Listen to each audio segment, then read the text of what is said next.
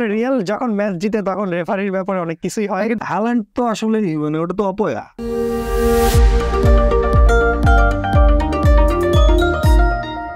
দুঃখ ভারাক্রান্ত হৃদয়ে আমি বসেছি, আমাকে জোর করে বসানো হয়েছে, কারণ যে বিষয় নিয়ে আলোচনা করতে হবে আসলে তার দল নাই, এটা হচ্ছে তার সমর্থন আর কোনো দল নাই, রাইভাল দল আছে, সেই কারণে সে আসলে খুব ভারাক্রান্ত মনে আজকে বসছে।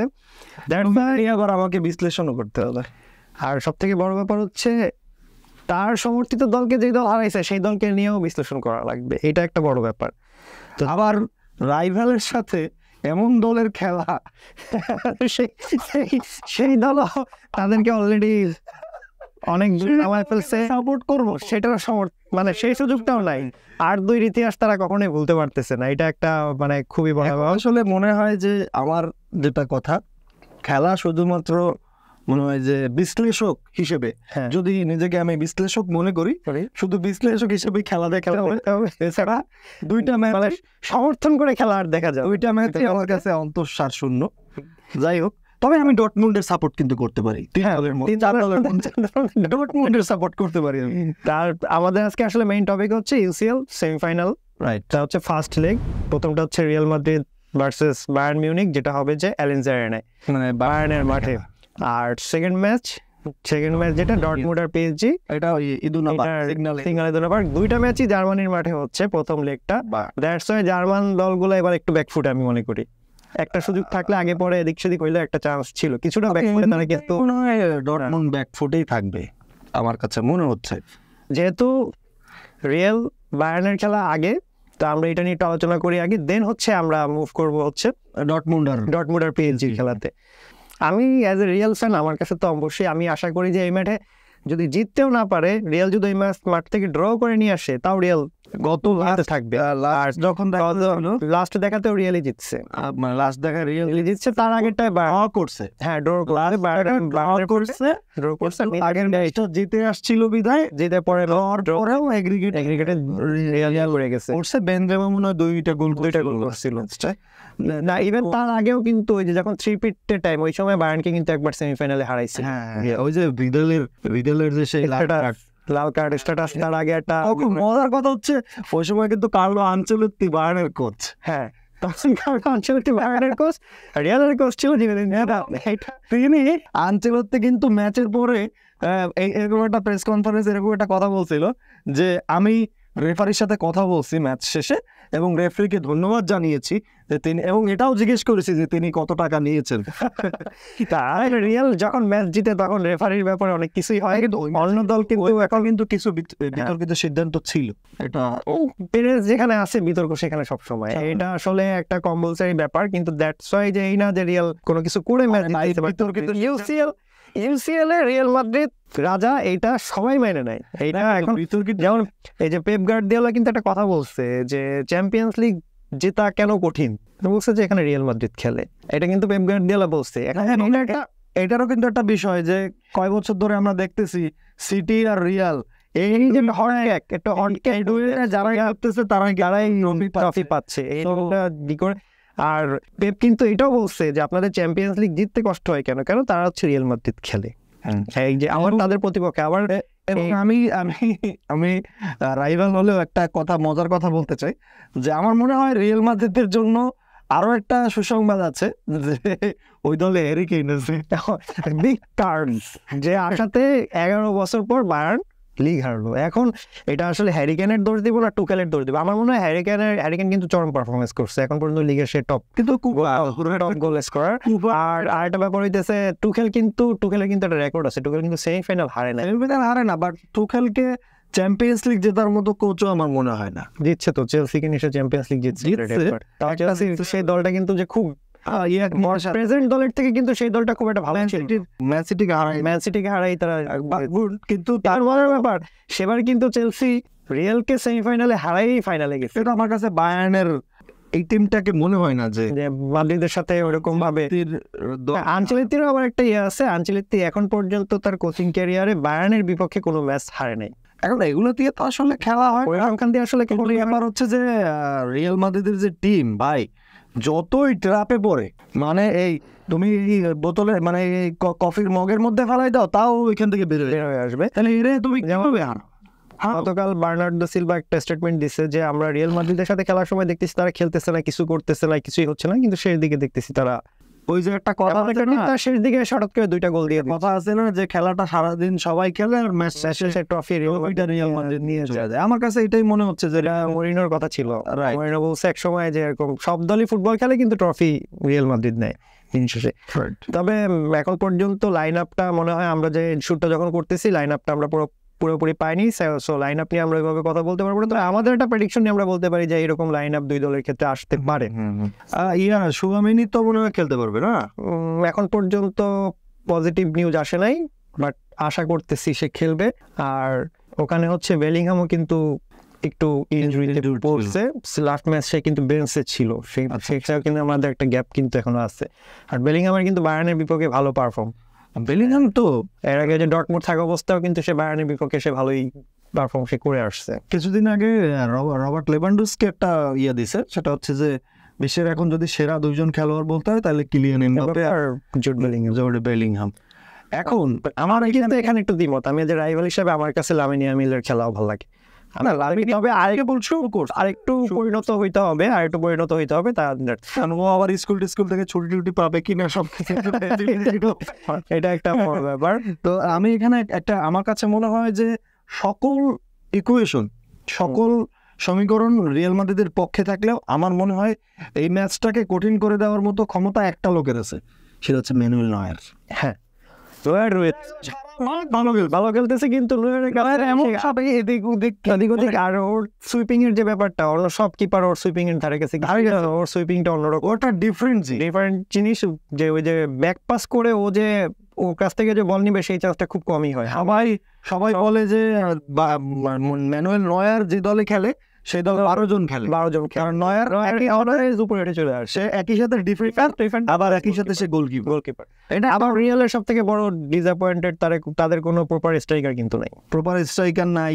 এরপরে লুনিন ইয়ার সাথে সিটির সাথে ভালো খেলছে, বাট লুনিন কিন্তু বার্সেলোনার সাথে শেকই ছিল একটু।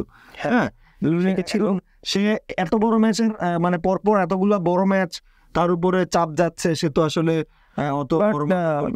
আমরা কোর্তোয়াকে হয়তো মিস করবে রিয়াল মাদ্রিদ, বাট দ্যাটস এমন না যে লুনিন সেই জায়গাটা ফিল আপ করতে পারবে। লুনিন অলমোস্ট কিন্তু প্রুফ করে ফেলছে না, কিন্তু প্রত্যেকটা ইউসিএল ম্যাচে ওর পারফরম্যান্স বেশ ভালোই ছিল। আমি ওটা বলি নাই, আমি বলতেছি কি যে মানে ধ্বংস হওয়ার জন্য কিন্তু 100টা ভুল করা লাগে না, একটা হইলেই হয়ে যায়, মানে ধ্বংস হওয়ার জন্য একটা ভুল ওই জন্য থাকে আসলে। সেক্ষেত্রে আমার কাছে যেটা মনে হইতেছে যে এই ম্যাচটা রিয়াল 1-0তেই জিতে আসতে পারে। বায়ার্নের মাঠে আমার মনে হয় জিতবে না, ড্র হবে, কিন্তু রিয়ালের মাঠে রিয়াল জিতবে, আমার কাছে এটা মনে হয়। 90 মিনিট দীর্ঘ সময়, ঠিক আছে। আমার এখন আমার সাদা আইএসএল থেকে হয়েছে, সাদা ফেলা যাবে না, সাদা লাগাই দিলে তো অন্যরকম হয়ে যায়। তো এইটা সব মানে ওই ম্যাচের থেকে এই ম্যাচটা কিন্তু বেশি হাইপড, অবশ্যই এটা বেশি হাইপড, কারণ এই দুইটা দলই ইউসিএল এর একটা অন্যরকম লেভেলের দল। এরা ডর্টমুন্ড আর পিএসজির ম্যাচ নিয়ে বাংলাদেশে কোনো আলোচনা নাই, আর এটা কিন্তু একটা অপ্রয়োজনীয় ম্যাচ মনে হচ্ছে। ডর্টমুন্ডের পিএসজি ম্যাচ নিয়ে আলোচনা হইতেছে এমবাপ্পেকে নিয়ে, এমবাপ্পেকে এবার পারবে মানে দলটাকে আবার ফাইনালে নেওয়া। এমবাপ্পে যেহেতু আবার রিয়াল মাদ্রিদের লোনে যাওয়া খেলোয়াড়, সেটা তো একটা বিষয়। এখন পর্যন্ত কিন্তু ডিল হয় নাই, মানে না আমরা ইয়ার সাথেও চুক্তি হয় নাই, পিএসজি সাথেও তো বলে যে এমবাপ্পে লোনের প্লেয়ার, লোন সেই 3-4 বছর আগে থেকেই কথাটা চলে আসতেছে। এখানে ব্যাপার হচ্ছে যে এমবাপ্পে কিন্তু পিএসজির সাথে চুক্তি এখনো নবায়ন করেনি, করবে না মনে হচ্ছে, না নবায়ন করার সম্ভাবনাও নাই। সে যদি রিয়ালেও না যায়, আমার কাছে মনে হচ্ছে সে সিটিতে যাইতে পারে, আর সিটিতে যাওয়ার সম্ভাবনা আছে, টাকাও আছে সিটি, কারণ ওর যে ডিমান্ড, সেই ডিমান্ড রিয়ালের স্যালারি রিয়াল কখনোই। সিটি আবার কি করবে, হালান্ডকে বাদ দিয়ে দিবে নাকি? না, হালান্ডকে কেন বাদ দিবে? হালান্ড তো আসলে মানে ওটা তো অপয়া, এটা বিগ ম্যাচ প্লেয়ার না।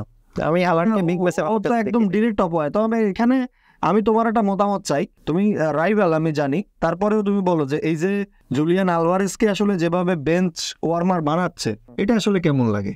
আমার যদি সুযোগ থাকতো আমি বলতাম যে আলভারেজরে অবশ্যই সিটি মাদ্রিদে নিয়ে আসার কোনো একটা চান্স থাকলে নিয়ে আসতাম, বিকজ অফ বেটার ফিনিশার। এই মুহূর্তে যতজন ফিনিশার আছে হি ইজ বেস্ট। আমার মনে হয় এটা কিন্তু পেপ গার্দিওলা ভুল করতেছে, এবং ওরে প্রথম থেকে খেলাইলে আমার মনে হয় ইমপ্যাক্ট যেটা ক্রিয়েট করার ওটা ওই রাখতে পার। হালান্ড তো রুডিগারের যে বলে যে পকেট নিজেই ঢুকে গেছে রুডিগারের পকেটে, রুডিগার আর পকেট করা। আমি তো বলছিলাম যে এটা হচ্ছে লাস্ট খেলছে, ঠিক আছে, ও হচ্ছে নিজেই পকেটে ঢুকে গেছে, রুডিগারের তার করা লাগে না। রুডিগার আর একটা জিনিস আমি খেয়াল করছি যে রুডিগারের সামনে একেবারেই অচল, কোনো ফাঁকফুক সে বেরই করতে পারে না। আচ্ছা, আমরা একটা ছোট্ট কাজ করি, আমরা 4টা টিম, 2টা ম্যাচ, আমরা 4টা টিমের 4টা টপ পারফর্মার নির্বাচন করি, প্রেডিক্ট করবো। তোমার পক্ষ থেকে 4 জন, আমার পক্ষ থেকে 4 জন, যে 4টা টিমের মানে টপ পারফর্মার কে থাকবে।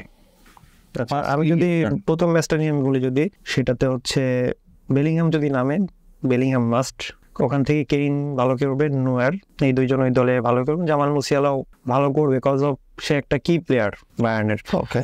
আর মাদ্রিদের ভালভার্দে পুরো ম্যাচ সে একাই দাপায়, ওর ফুসফুস কয়টা, এটা আসলে কনফিউজিং একটা ব্যাপার। সেই লেভেলের টেম্পো তার মধ্যে।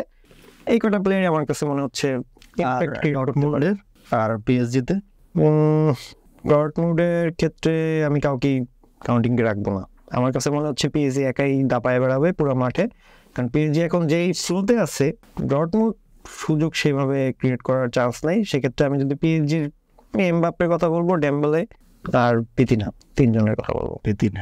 পিতিনাকে আমি বলবো যে এনরিকের একটা নিউ যেসব গোল লং শটের গোলগুলো স্পেশালি আসলেই মানে অসাধারণ। আচ্ছা, আমার এন্ড থেকে টপ পারফর্মার বায়ার্ন একদম one and only Manuel Neuer, এটা আমার এখানে কোনো ইয়ে নাই। আর রিয়ালি আমার মনে হচ্ছে যে ভিনিসিয়াস এদিন হয়তো জোলার গ্যালমা দেখাবে।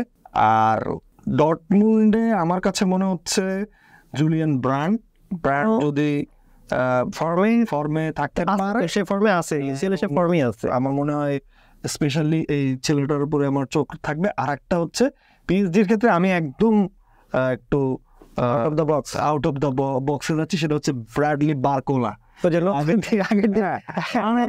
এখন এটা হচ্ছে কি ওয়ান্ডারকিড, সে ওই ম্যাচে সে পারফর্ম করছে, দ্যাটস ওয়াই যে সব ম্যাচে সে পারফর্ম করবে এটা আমি মানে সবাই কিন্তু লামিন ইয়ামাল না, কিন্তু আমি একটু কিছু আনসু ফাতিও বাইর হয় মাঝে মধ্যে, আবার কিছু অ্যান্টনিও বের হয়। হ্যাঁ, অ্যান্টনির তো কথা মেইন হয়েছে, অ্যান্টনি কিন্তু 26 ম্যাচে ক্লিন। আচ্ছা, আর অ্যান্টনি কিন্তু একাডেমি প্লেয়ার না। ফাতি আর অ্যান্টনিকে নিয়ে কিন্তু ওইরকম কিছু হয় নাই যেটা ফাতিকে নিয়ে হয়েছে। না, আমরা ম্যানচেস্টার ইউনাইটেড নিয়ে আমাদের আলাদা একটা ভিডিও হবে, অপেক্ষায় থাকুন, সমস্যা নাই। 27 ম্যাচে 26 ক্লিন শিট, বিশাল ব্যাপার। হ্যাঁ, তোমার কাছে কি মনে হচ্ছে যে এই ডর্টমুন্ডের যে মাঠ, ওদের যে ফ্যান বেস, আমরা এটা কিন্তু জানি যে ওদের ফ্যান বেস ওয়ার্ল্ডের সব থেকে বেস্ট ফ্যান বেস যেটা বলা হয় ডর্টমুন্ডের, ওদের কি মানে ওইখানে কি যেতে পারে বলা। একমাত্র আমার কাছে যেটা মনে হয় যে এমবাপ্পে ছাড়া অন্য সব প্লেয়ারের মধ্যে একটু নির্বিষ হওয়ার পসিবিলিটি আছে, কজ অফ এমবাপ্পে কিন্তু যত বিগ ফিল্ডই হোক আউট অফ দ্য বক্স এসে পারফর্ম করেই। এটা কিন্তু আমরা এই 22-এর ওয়ার্ল্ড কাপ ফাইনালেও সেটা দেখে আসছি। এরকম চাপের একটা ওই মাঠে কিন্তু আমার মনে হয় না ফ্রান্সের থেকে আর্জেন্টিনার সমর্থন বেশি ছিল, সবই আর্জেন্টিনার সমর্থন। তারপরেও সেখানে সে কিন্তু পারফর্ম করে আসে। মানে ওর পারফরমেন্সটা হয় কি, ও সারা মাঠ খেলে না, কিছু মানে একটা ম্যাজিক, একটা দুটো ম্যাজিক যে রান হয় ওই রানগুলো মোমেন্টেই হচ্ছে ম্যাচের পেসটা আর কি টার্ন করে ফেলে। হ্যাঁ, হইতে পারে এমবাপ্পের। তাহলে হচ্ছে ডর্টমুন্ড আর পিএসজির ম্যাচে কি হতে পারে প্রেডিকশন? আমার মনে হয় 2-1 গোলে পিএসজি জিতবে হয়তো। তার মানে বলতে চাইতেছি যে আমরা 2টা ম্যাচই জার্মান দল 2টাই হারবে। হ্যাঁ, আমি তো বায়ার্নার 2013 সালের সাথে এবার একটা মিল আছে, কিন্তু 2013 সালের এই 2টা দলই কিন্তু সেমিফাইনাল খেলছিল। ডর্টমুন্ড খেলছে রিয়ালের বিপক্ষে আর বায়ার্ন খেলছে বার্সেলোনার বিপক্ষে, মনে আছে কিনা? বায়ার্ন কিন্তু 2 লেগ মিলে বার্সেলোনাকে 7টা দিচ্ছে, 4-8 গোল দিচ্ছে। আর ডর্টমুন্ড হচ্ছে প্রথম লেগে 2টা, পরের লেগে দিচ্ছে 4টা। ডর্টমুন্ড রিয়ালকে ভালোই ধরাশায়ী করছে। আর বায়ার্ন আর ডর্টমুন্ড ফাইনাল গেছে। হ্যাঁ, ওই ফাইনালটা হয়েছে ওয়েম্বলিতে, এবারের ফাইনাল কিন্তু ওয়েম্বলিতে। তাহলে কি এবার আবার হচ্ছে আগের সেই জার্মান ফাইনাল পসিবিলিটি হইতেও পারে, কারণ যেহেতু বায়ার্ন কিন্তু অলরেডি দেয়ালে পিঠ থেকে গেছে ওদের, আর কোনো ট্রফি কোনো একটা হিট ব্রেক করতেই হবে, ব্যাক ওদের করতে হবে। আর টুখেল যেহেতু চলে যাচ্ছে, টুখেল যাওয়ার আগে চাইবে যে একটু, টুখেল তো অলরেডি নোটিস করছে যে সে আর থাকতেছে না এই সিজন পর, সো সেক্ষেত্রে একটা চেঞ্জ অফ আসতেও পারে এখান থেকে। ডটমুন্ডের কথা বলতে পারি না, কারণ পিএসজি গত 2 সিজন পর সেমিফাইনালে আসছে। ওকে, দেখা যাক, আসলে অনেক কিছুই তো হইতে পারে। আর কি আমাদের ফেভারিট রাখলাম রিয়াল আর পিএসজি কে, যে তারাই কি হচ্ছে শুরু করবে। যাক, তারপরে হচ্ছে বোঝা যাবে যে সেকেন্ড লিগে কি হইতেছে। তো দেখবেন, খেলা দেখবেন, আর আপনারা অবশ্যই আপনাদের কমেন্টসে জানাবেন যে কে যেতে পারে, আমাদের টপ পারফর্মার রাখলাম, আপনারা কে ভালো খেলবে এ ব্যাপারে আপনারা অবশ্যই কমেন্টসে জানাবেন এবং শেয়ার করবেন, লাইক দিবেন, স্পোর্টস 24/7 এর সাথে থাকবেন। সালাম।